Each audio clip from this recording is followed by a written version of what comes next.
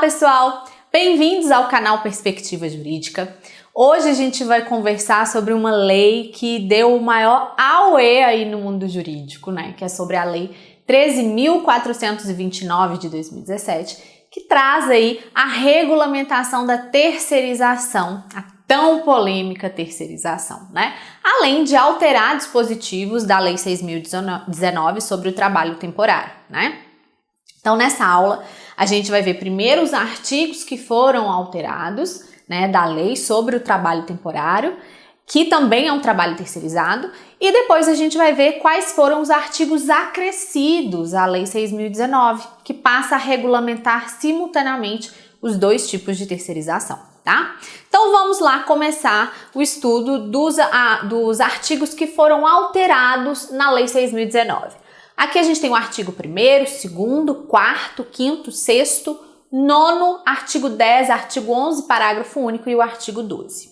Bem, a gente sabe que o trabalho temporário é um trabalho terceirizado, né? A gente tem ali a triângulozinho que a gente tem na terceirização normal.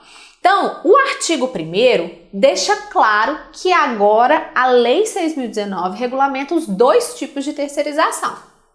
E no artigo 2º traz ali o conceito de trabalho temporário, que é a relação triangular estabelecida entre o trabalhador temporário, que é pessoa física, o artigo deixa claro que é uma pessoa física, tá? A empresa de trabalho temporário, que é a intermediadora de mão de obra, e a empresa tomadora dos serviços, que é a que contrata que contrata este, tá? Para prestar serviços a esta. Então, a gente tem aqui uma relação triangular. E esse artigo 2º, ele deixa muito claro qual que é o objeto dessa empresa aqui, ó. E coloca lá, o objeto da empresa tomadora de serviços é fornecer mão de obra terceirizada para a empresa tomadora. Então, deixa muito claro que o objeto é vender o trabalho humano. É colocar à disposição de uma empresa o pessoal para prestar serviços. Tá? Então, o artigo 2º deixa isso muito claro, o que é bastante criticado pelos estudiosos do direito do trabalho, né? Que a OIT deixa muito claro que o trabalho humano não pode ser considerado uma mercadoria. E esse artigo aqui, ele deixa claro isso, é mercadoria, inclusive podendo ser intermediada. O artigo 2º também, ele traz a ampliação das hipóteses de trabalho temporário, que a gente sabe que é possível utilizar do trabalho temporário para substituir transitoriamente pessoal permanente da empresa. E ainda acresce que é possível utilizar desse tipo de mão de obra quando houver demanda complementar. Só que essa expressão, ela é muito vaga. A gente sabe que na prática, apesar do parágrafo do artigo 2º trazer aí o conceito de demanda complementar, a gente sabe que ela vai poder abranger muitas outras hipóteses, né? E aí causar discussões de todas as ordens. E o que ela entende por demanda complementar?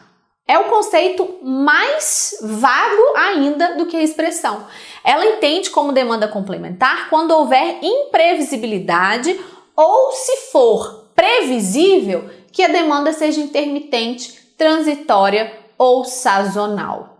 Ou seja, continua vago, né, o conceito. E aí a gente poderia entrar aí nessa questão da previsibilidade ou da intermitência, sazonalidade, por exemplo. As hipóteses gerais.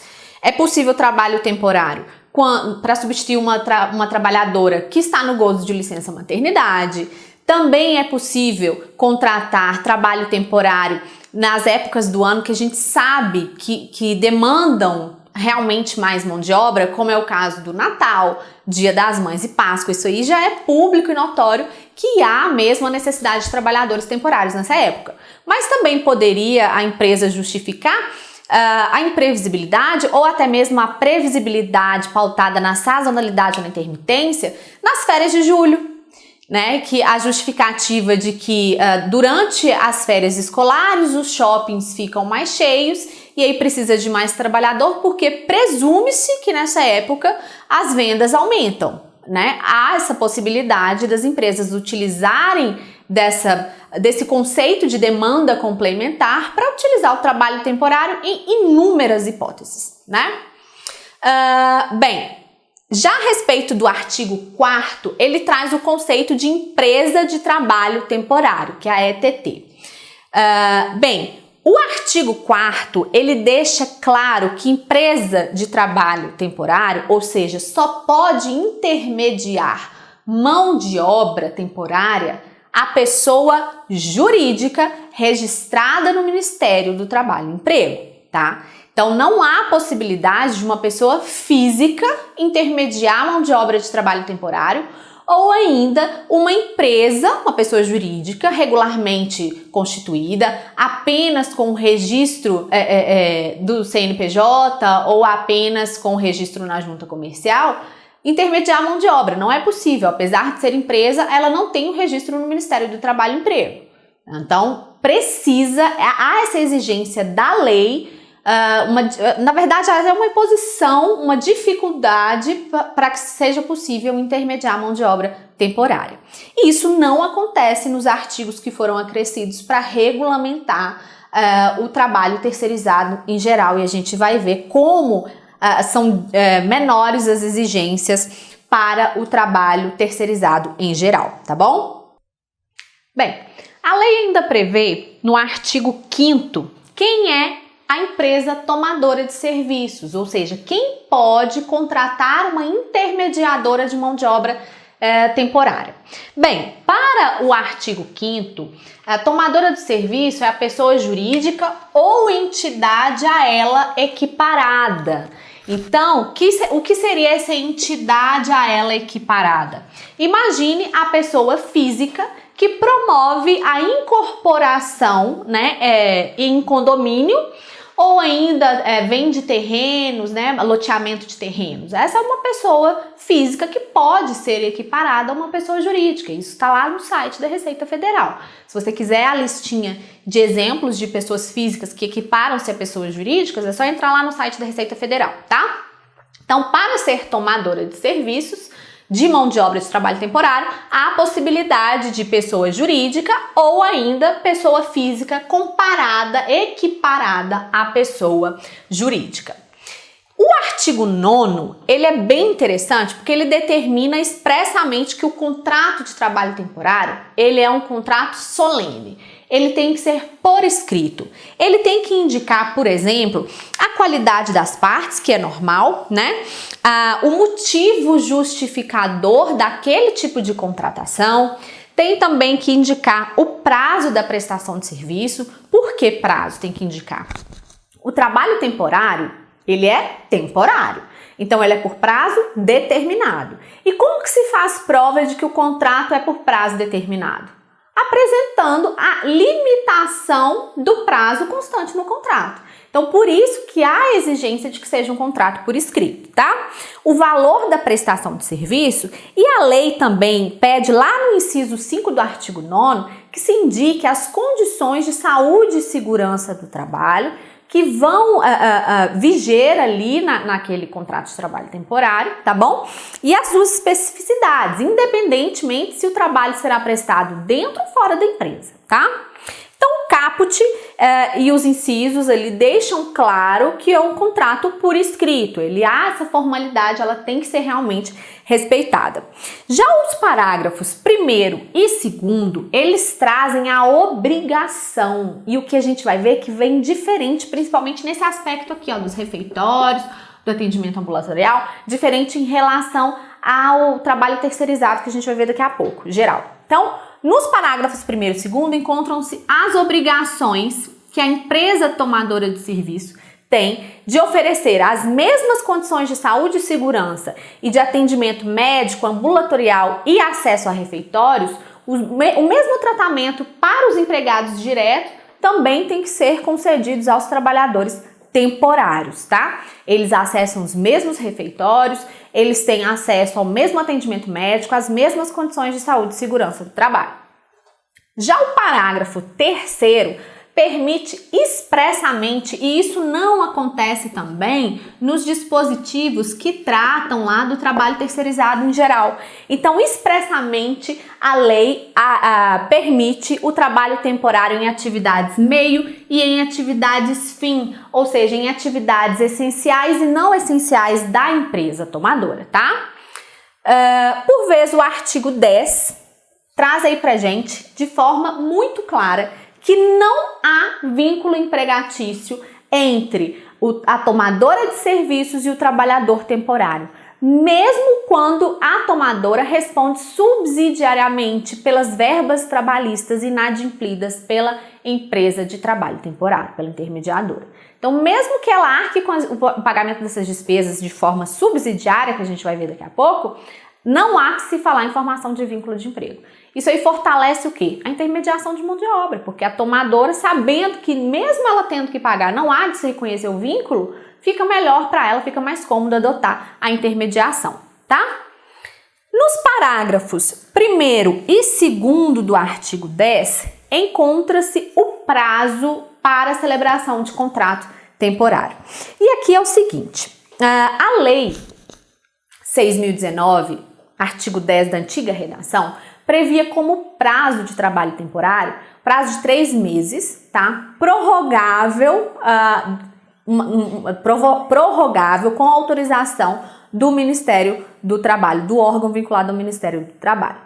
Aqui, com a Lei 3.429, houve a alteração desse prazo. Ele passou de 3 meses para 180 dias, prorrogável por mais 90, chegando-se aí ao máximo de 270 dias de contrato, para o mesmo contrato, tá? E aí, o que acontece? O presidente Temer, ele vetou o parágrafo 3º do projeto de lei 4302 de 98, que previa a possibilidade de norma coletiva alterar esse prazo, né? Então, imagine se isso passa por meio de convenção coletiva, poderia ter aí contratos temporários ad eterno, né? Então, de 270 pode passar para 300 dias, até 1 ano, e aí vai. Então, houve esse veto, foi um veto importante. No entanto, olha para você ver, veta de um lado, mas permite ali indiretamente outras vias para a celebração de contratos temporários sucessivos. A lei determina, a lei aprovada, sancionada, ela determina que entre um contrato de trabalho temporário e outro, deve haver obediência a um espaço de 90 dias sob pena de reconhecimento do vínculo de emprego, de configuração do vínculo de emprego. No entanto, essa previsão ela se aplica no caso de alcançar 270 dias, tá? Então, se alcançou 270 dias para um mesmo contrato, tem que esperar 90 para celebrar outro. Agora, se não alcança 180 dias, imaginem que alcança 190, 195 dias, 250 dias, não há que obedecer aí esse lapso de 90 dias entre um contrato e outro. Então, há uma possibilidade, pelas vias indiretas, implícitas dessa lei, de se celebrar contratos temporários sucessivos, tá? Então, a gente tem que prestar atenção aí nessa possibilidade, tá bom? Bem, além disso, outras questões foram sancionadas aí com essa lei, como por exemplo, o trabalhador temporário, ele não se submete ao contrato de experiência lá do artigo 445 da CLT, tá? Então, já que o contrato é por um prazo determinado, não há necessidade de submeter esse trabalhador à vigência, às regulamentações ali de um contrato de experiência, tá? Também ficou estabelecida a responsabilidade subsidiária da tomadora de serviços, ou seja, ela somente responderá pelo inadimplemento, né, das verbas trabalhistas da empresa intermediadora, da empresa de trabalho temporário, no caso de não haver nada na execução que possa quitar esse débito. Aí, depois de buscar a empresa intermediadora, é que se pode chamar a execução a tomadora de serviços, tá? Então, ali afasta a responsabilidade solidária e passa a responsabilidade subsidiária, tá bom? Também não pode, isso aqui foi muito importante para fortalecer mesmo o movimento sindical. Não é possível contratar trabalhador temporário para substituir trabalhadores em greve, tá? Salvo as hipóteses previstas em legislação especial, que é na lei de greve, em que é possível substituir a mão de obra de trabalhadores que encontram-se parados. No entanto, por essa lei, a regra é que não é possível contratar trabalhador temporário para substituir grevista. Bem, agora a gente vai começar a ver os artigos que foram acrescentados à Lei 6.019 de 74, que versam sobre a terceirização em geral, tá?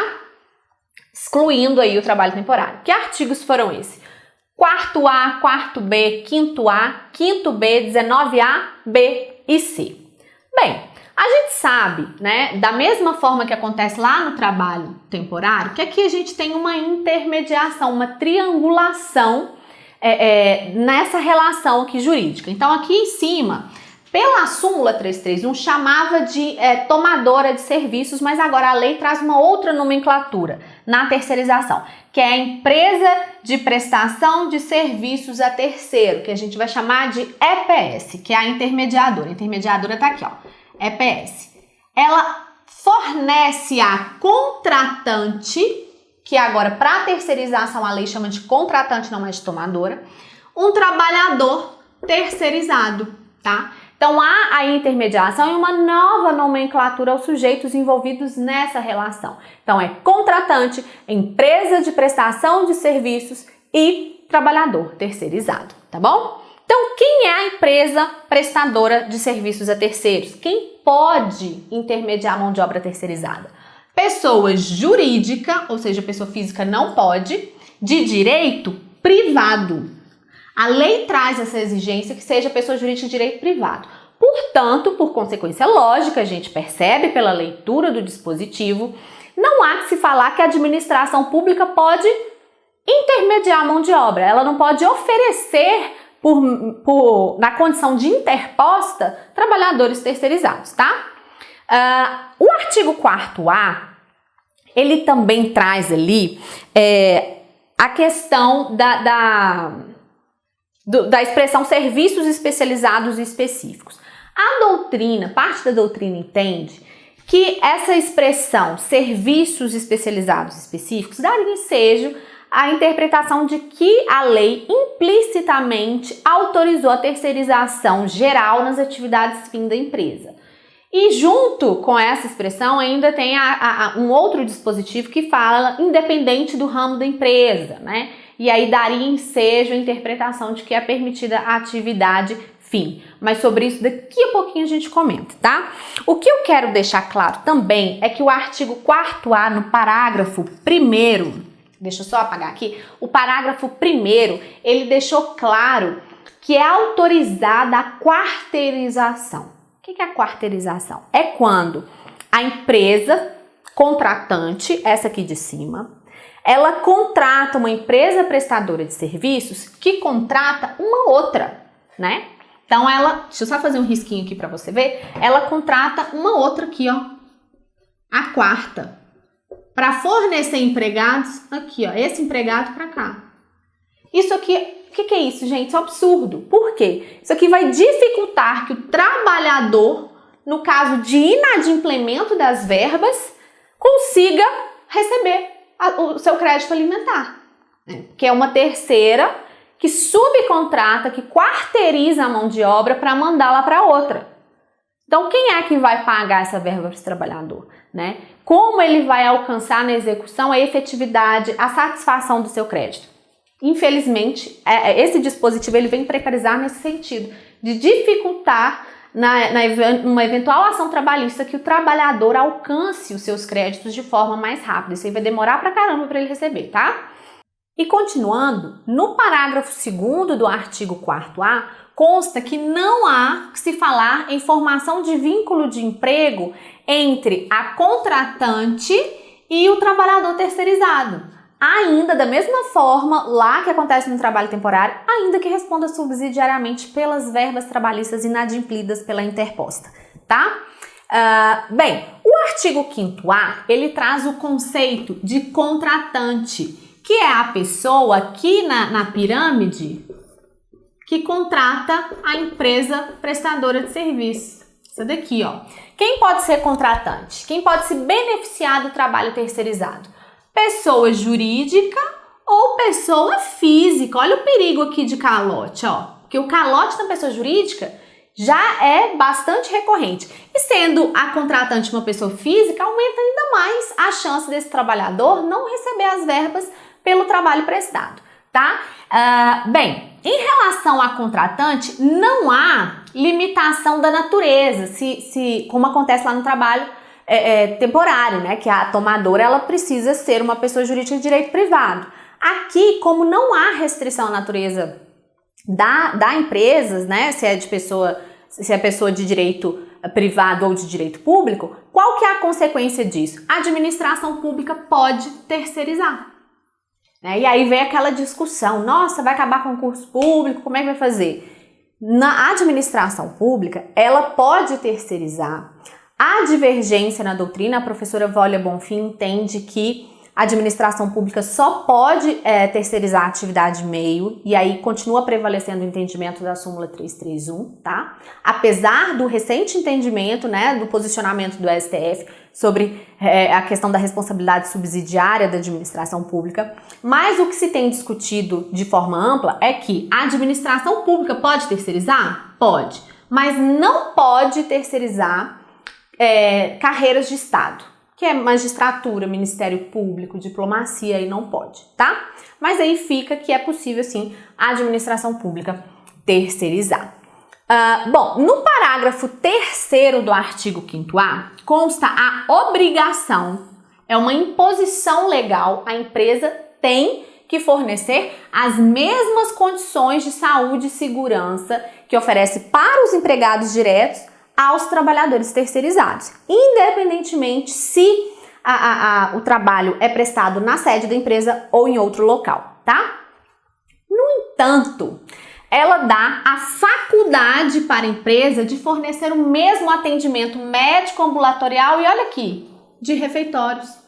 Então, o trabalhador terceirizado, ele não terá acesso aos mesmos refeitórios dos empregados diretos se a empresa contratante disser que não, se ela não quiser, não vai ter acesso. Vai ter um refeitório principal, né, para os empregados diretos e um outro acoplado em outro espaço da empresa para os trabalhadores intermediários. E aí causa uma discriminação, um desconforto muito grande, né, dentro da empresa. Por que que às vezes dois trabalhadores que exercem a mesma função, fazem as mesmas tarefas, um usa um uniforme diferente do outro, o outro almoça num refeitório super confortável, o outro num estabelecimento, num lugar sem as mesmas condições físicas de conforto, né, de higiene, de tranquilidade durante o almoço. Aí já causa uma discriminação, um desconforto muito grande. Além disso, o trabalhador terceirizado, ele tem os mesmos direitos do artigo 7º da Constituição? Tem, porque ele é um trabalhador, ele vai ter 13º, salário, férias, né, licença, maternidade, o que seja. No entanto, ele não tem os mesmos direitos previstos em norma coletiva, em acordo, convenção coletiva de trabalho, porque os sindicatos são diferentes. Então, o empregado direto pode exercer a mesma função, as mesmas tarefas, receber o mesmo salário, só que ele estará vinculado ao sindicato, né, da atividade econômica do seu empregador, e o terceirizado estará vinculado ao sindicato da empresa que o intermediou. Então, não necessariamente, por exemplo, o contratado direto pode receber vale creche, benefício de alguma outra coisa prevista em convenção coletiva, né? Um abono especial, enfim. E o outro não necessariamente. Então, o que que isso faz? Isso faz com que essa previsão ela enfraquece, de certo modo, ela atrapalha a atuação sindical de organismos representativos com menor força, né, com menor representatividade. Então, sindicatos fortes, eles vão atuar e vão conseguir maiores garantias e direitos para a sua categoria, o que não vai acontecer com um sindicato menor. Né? E com essas terceirizadas vão surgir vários sindicatos menores e que não vão conseguir com a mesma força bons direitos e boas garantias para os seus representados, tá?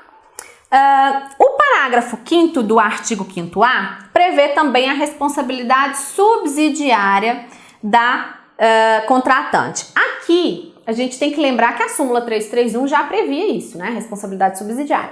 No entanto, o objetivo do legislador, ao prever expressamente o tipo de responsabilização do contratante, é afastar qualquer tipo de discussão doutrinária ou debate de que caberia uma responsabilidade solidária, tá? Então, aí, esse objetivo, né, por trás das cortinas ali, ó, não tem mais o que discutir. É subsidiário e ponto. Só vai alcançar, só vai ser chamada na execução depois de esgotadas todas as tentativas de receber da interposta, tá bom? E aqui, por fim, dentro da análise, porque a gente vai fazer uma crítica final, não se aplica, tá? O trabalho terceirizado aos serviços de vigilância e transporte de valores, porque tem uma regulamentação especial, essas relações de trabalho têm uma lei especial, então subsidiariamente, somente em caso de omissão, é que vai se buscar a CLT.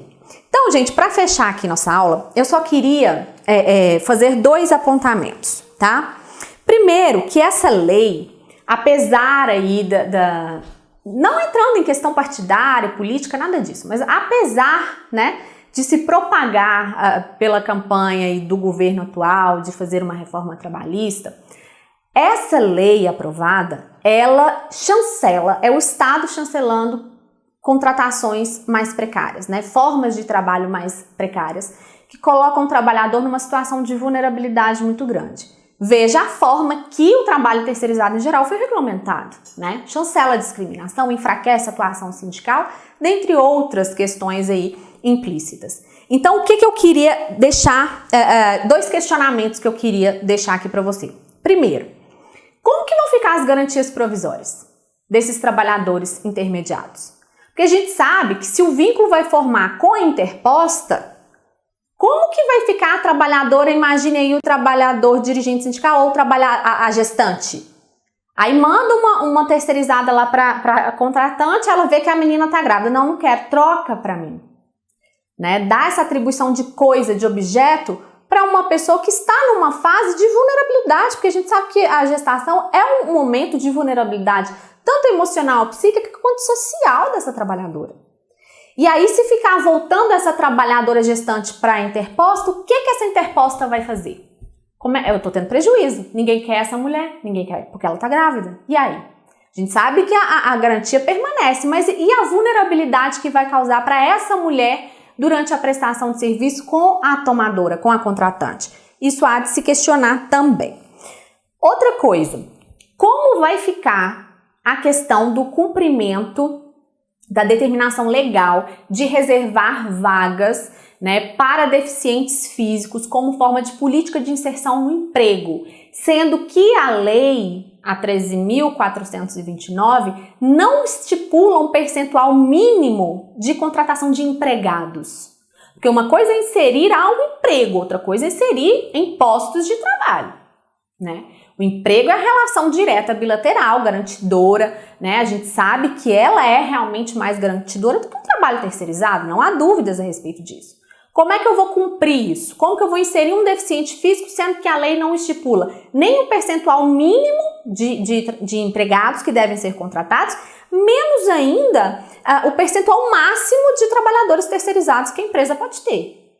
Então, daqui a um tempo, né, daqui a uns anos, o que é que vai acontecer? A exceção vai se tornar regra. Nós vamos ter aí empresas, de acordo com essa legislação, do jeito que ela foi aprovada, empresas sem nenhum empregado, só com o trabalhador terceirizado. Então, como que eu vou cumprir essa legislação de reserva para o emprego? Isso vai ficar falho, né? Porque daqui a uns tempos, a exceção vai ser a contratação bilateral, tá?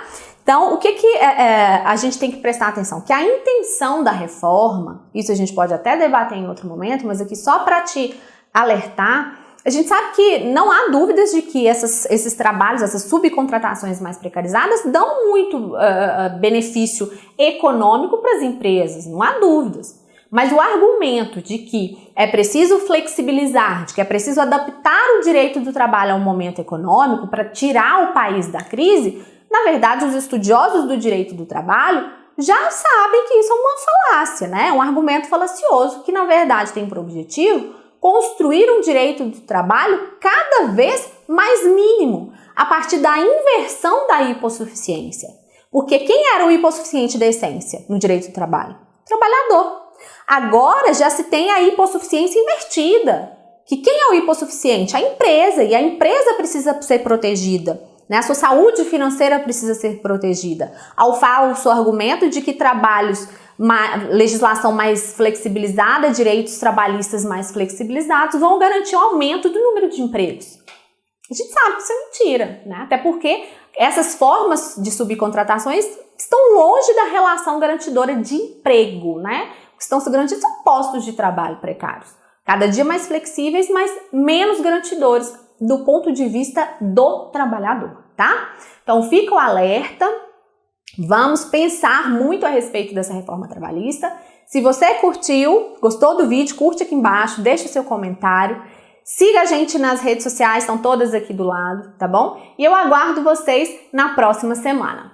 Abraço, beijo, até mais!